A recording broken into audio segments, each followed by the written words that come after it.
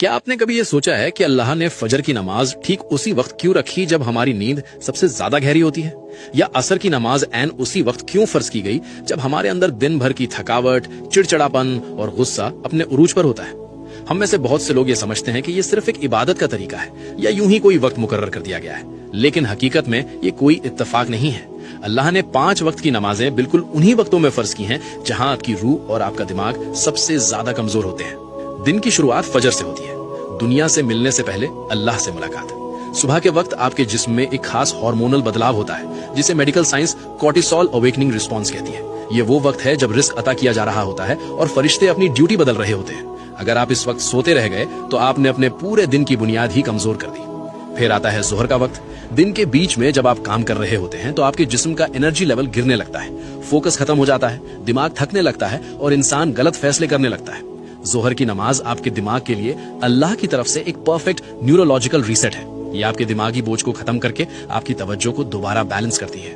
اب بات کرتے ہیں عصر کی، جسے جذباتی کمزوری کا وقت کہا گیا ہے۔ شام سے پہلے کے اس وقت میں انسان اکثر غصے میں ہوتا ہے، دوسروں پر بڑھاس نکالتا ہے اور سب سے زیادہ غلطیاں کرتا ہے۔ اسی لیے اللہ نے قرآن کی سورہ العصر میں وقت کی قسم کھائی ہے۔ عصر کی نماز ایک حفاظتی رکاوٹ ہے جو آپ کو جذباتی طور پر ٹوٹنے سے بچاتی ہے۔ اس سے پہلے کہ ہم مغرب اور عشاء کے ایک بہت بڑے راز کی طرف بڑھیں، اس ویڈیو کو ابھی اپنے دوستوں اور عزیزوں کے ساتھ شیئر ضرور کریں تاکہ وہ بھی نماز کی اس خوبصورت حقیقت کو سمجھ سکیں۔ مغرب، بدلتے ہوئے لمحوں کا وقت۔ جب سورج غروب ہوتا ہے تو آپ کا دماغ دن کی رفتار سے نکل کر آرام کی طرف جانے لگتا ہے۔ یہ ایک ایسا ٹرانزیشن کا وقت ہے جس کے بارے میں ہمارے پیارے نبی حضرت محمد صلی اللہ علیہ خاص طور پر تنبیہ فرمائی ہے۔ جب رات داخل ہوتی ہے تو غیب کی مخلوق زیادہ ایکٹیو ہو جاتی ہے۔ مغرب صرف ایک نماز نہیں بلکہ اندھیرے کی دہلیز پر ملنے والی ایک مضبوط حفاظت ہے۔ اور آخر میں عشاء، اندر کی دنیا کی حفاظت۔